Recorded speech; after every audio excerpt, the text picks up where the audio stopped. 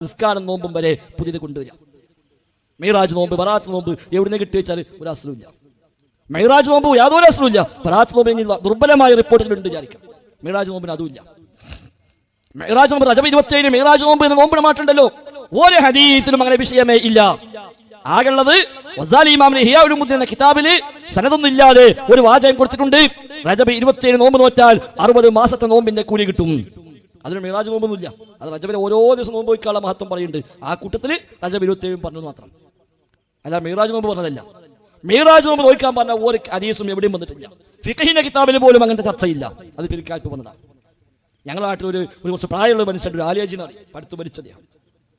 അദ്ദേഹം നല്ല സുന്യ മഹല്ല് കമ്മിറ്റി മെമ്പറാണ്.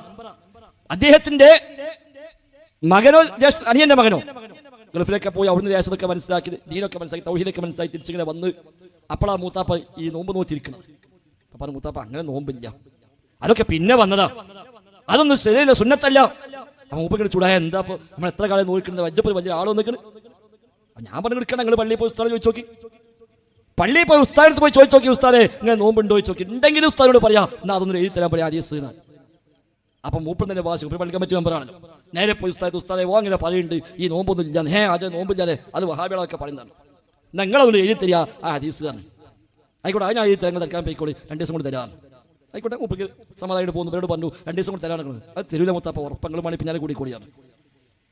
അപ്പം ഇയാൾക്കും ഭാഷ അന്നു വാങ്ങണല്ലോ എന്നാ. അങ്ങനെ ആചാര്യ മൂലരൊപ്പം കൂടി 2 ദിവസം കഴിഞ്ഞു, 4 ദിവസം കഴിഞ്ഞു, 6 ദിവസം കഴിഞ്ഞു, സാധനം കിട്ടുന്നില്ല.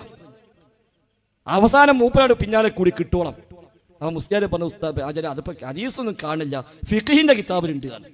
ഫിഖഹിന്റെ കിതാബ് അതിന് തരി, ഞാൻ കുടുങ്ങി ഓനോട് ചോദിക്കുക കാണുമ്പോഴൊക്കെ. അത് ഞാൻ 2 ദിവസം തരാറുണ്ട്. അത് 2 ദിവസം 4 ദിവസം 8 ദിവസം ആയിട്ട് അതും കിട്ടില്ല.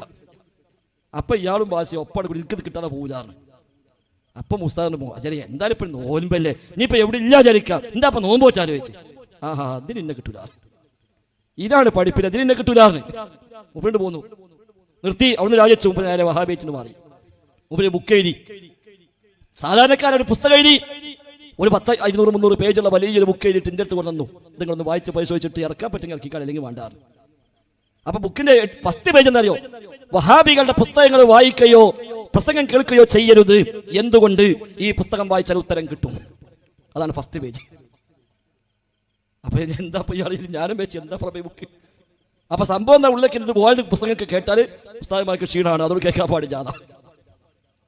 ആ സാധു മരിച്ചു പോയി, പഠിച്ചോ പുറത്തു. അപ്പൊ ഇത്ര ഒന്ന് പിന്നാലെ കൂടിയാൽ മതി. ഓരോ വിഷയം ഒന്നാണ് ചോദിച്ചാൽ സംഗതി ഒക്കെ ക്ലിയറാവും. നമ്മളെ ഇവിടെ കോട്ടക്കനടുത്ത് തെന്നല പ്രദേശത്ത് അവിടെ ഒരു ചെറിയ നിസ്കാര പള്ളി ഉണ്ട്. നേരെ മുന്നത്തെ പരിയുള്ള ആള് വഹാബിയ. അപ്പൊ ഓനെ മര്യാദക്ക് പള്ളിക്ക് നിസ്കരിക്കാൻ ഉണ്ടാവുള്ളൂ, മറ്റു പലരും ബന്ധെങ്കിൽ വന്നു, അത്രേ ഉള്ളൂ. ഓനും ഉസ്താദും ഇങ്ങനെ ഉണ്ടാവും, പാര ഒന്നുണ്ടാളൊക്കെ വന്നെങ്കിൽ അത്രേ ഉള്ളൂ, ചെറിയ പള്ളിയാണ്. അപ്പൊ നിസ്കാരം കഴിഞ്ഞ് ഇയാൾ സുബ്ഹാനല്ലാഹ് അൽഹംദുലില്ലാഹ് അല്ലാഹു അക്ബർ ചെല്ലുമ്പോൾ ഇവനും ഒപ്പം കുത്തിർക്കും ബാവുട്ടിന പേര്. അത് കഴിഞ്ഞ് അവസാനം അഫ്ദൽ ദിക്ർ എന്ന് പറഞ്ഞ 10 ചെല്ലുമ്പോൾ വാങ്ങിട്ട് പോരും. അപ്പോൾ ഒരു ദിവസം ഉസ്താദ് അങ്ങനെ നിസ്കാരത്തിന് ശേഷം അങ്ങനെ അഫ്ദൽ ദിക്ർ 10 ചെല്ലാൻ പ്രത്യേകിച്ച് തെളിവില്ല, എന്തിനാ നിങ്ങൾ തെളിവില്ലാത്ത, വേറെ ജമാണ്ടേ പിന്നെ വേറെ എന്തിനാ ഇല്ലാത്ത നിങ്ങൾ ചെയ്യണത്, അതൊക്കെ ഉണ്ട് പറഞ്ഞു. ഉണ്ടെങ്കിൽ തന്നാലും അപ്പം എനിക്കും ചെല്ലാനും പറഞ്ഞു. അങ്ങനെ ഉണ്ടെങ്കിൽ തന്നാലും എനിക്കും ചെല്ലാം, ആയിക്കോട്ടെ ഞാൻ തരാറിന്. അങ്ങനെ ഈ പറഞ്ഞ പോലെ തന്നെ ഇത് കിട്ടണില്ല. ഇവ ഒപ്പം കൂടി കിട്ടണുണ്ടെങ്കിൽ നമുക്ക് ചെല്ലാനും, ഇവിടെ നഷ്ടപ്പെടുന്ന ആവശ്യമില്ല. ഇവൻ കാണുമ്പോഴൊക്കെ ചോദിക്കും, ഉസ്താദ് കിട്ടിയോ ഇല്ല, ഞാൻ നോക്കാൻ പറ്റിയിട്ടില്ല, നേരം കിട്ടിയിട്ടില്ല, ഞാൻ നോക്കിയിട്ട് തരാറ്. ഒരു 3-4 ദിവസം പോയപ്പോൾ പിന്നെ ഇവനെ കണ്ടപ്പോൾ ഉസ്താദ് മാറാൻ തുടങ്ങി. പിന്നെ ഒരു ദിവസം രാവിലെ പള്ളി കമ്മിറ്റി പ്രസിഡന്റ് ഇവന്റെ ഭരിക്കത്, ബാവുട്ടി എനിക്ക് വേണ്ടി ചെല്ലണ്ട, അയാളെ ഇറങ്ങാറാക്കണ്ട. മുപ്പത് അയാളെ എടുത്തിട്ട് പോയിട്ടുണ്ടെങ്കിൽ എനിക്കപ്പം അതിന്റെ ബുദ്ധിമുട്ട്, അവിടെ എനിക്ക് വേണ്ടി ചെല്ലണ്ട, അവിടെ ഇപ്പം നിൽക്കുന്നു. ആദ്യം പറഞ്ഞപ്പോൾ ഇല്ലാന്ന്. അപ്പൊ ഇങ്ങനെ ഓരോരുത്തർ ഉണ്ടാക്കി അത് നിർത്താനും കഴിയണില്ല. അപ്പൊ അങ്ങനെ പോകാം, അങ്ങനെ പോകാം, ഇതിങ്ങനെ പിന്നാലെ പോവുകയാണ്. നിർത്താൻ പേടി, ഇത് ഇങ്ങനെ പറ്റിയതാണ്, ബുദ്ധിമുട്ടായി. നിസ്കാരശേഷം ഉസ്താദ് ദുആ മഅ്മൂമിൻ ആമീൻ പറഞ്ഞ ഏർപ്പാട് എവിടെയുള്ളത്? നബിതങ്ങൾ എത്ര 123 കൊല്ലം നബിതങ്ങൾ ജീവിച്ച നബിയായിട്ട് നിസ്കാരം ഫർളായതിനു ശേഷം തന്നെ ഏതാണ്ട് 10 കൊല്ലത്തിലേറെ നബിതങ്ങൾ ഇമാമായി നിസ്കരിച്ചില്ലേ? ഒരു വഖത്തിലെങ്കിലും നബിതങ്ങൾ ദുആ ചെയ്ത് മഅ്മൂമിൻ ആമീൻ പറഞ്ഞ് പിരിഞ്ഞ ഒരു സംഭവം ഉണ്ടോ ചോദിച്ചാൽ ഒറ്റ സംഭവം ഉണ്ടാവില്ല. നമ്മുടെ നാട്ടിലുള്ളത് പോലെ ഒരു വഖത്തിലെങ്കിലും നബിതങ്ങൾ ഇങ്ങനെ നിസ്കാരം കഴിഞ്ഞ് നിൽക്കൊക്കെ ചൊല്ലി തിരിഞ്ഞു നിന്ന് ദുആ മറ്റൊരു ആമീനും പറഞ്ഞു അങ്ങനെ പിരിഞ്ഞു പോയ ഒരു സംഭവം ഉണ്ടോ ചോദിക്കുക, ഉണ്ടാവില്ല. നീ കിതാബിൽ വഴിയുണ്ടോ? ഇല്ല.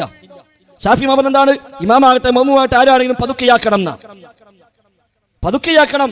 ഇനി പഠിപ്പിക്കാൻ ഉദ്ദേശം ഉണ്ടെങ്കിൽ ഉറക്കെയാക്കാം, പഠിച്ചു എന്ന് കണ്ട പതുക്കെയാക്കും വേണം. അല്ലെങ്കിൽ 2 പുതിയ ആൾക്കാർ വന്നു, ഓർക്ക് നിസ്കാരം കഴിഞ്ഞാൽ എന്താ ചെല്ലേണ്ടൊന്നും അറിയില്ല. അപ്പോൾ 2 ദിവസം ഉറക്കാണ് പറഞ്ഞു കൊടുക്കുക, പോലിക്ക് പാടിയും. അപ്പൊ പിന്നെ പതുക്കാക്കും ചെയ്യാം. ഇതല്ലാതെ ഇത് സ്ഥിരമായ സുന്നത്തായി പഠിപ്പിച്ചതാരില്ല.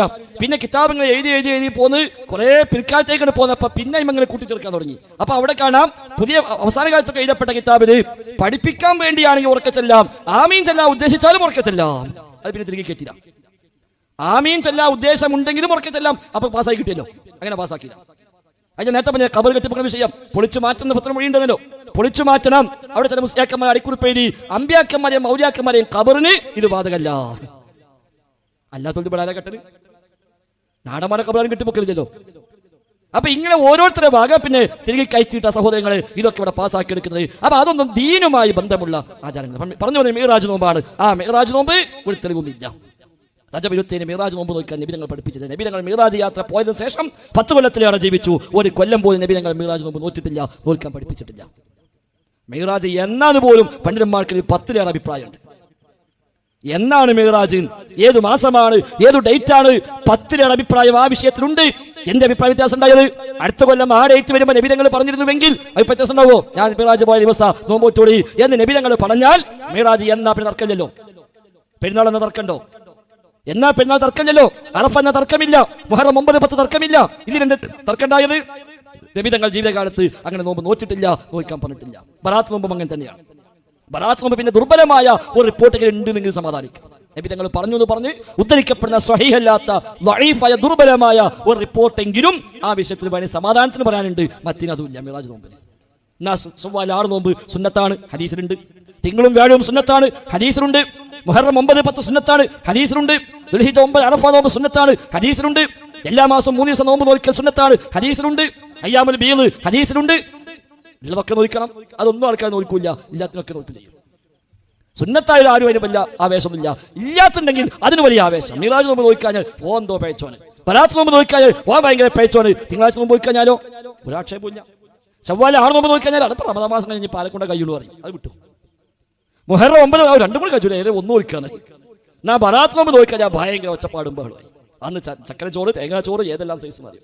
അപ്പൊ ഡ്യൂപ്ലിക്കേറ്റ് ആണെങ്കിൽ ചൊറുക്ക് കൂടും, അതാ പ്രത്യേകത. മറ്റിന് അത്ര ആകർഷിത ഉണ്ടാവില്ല.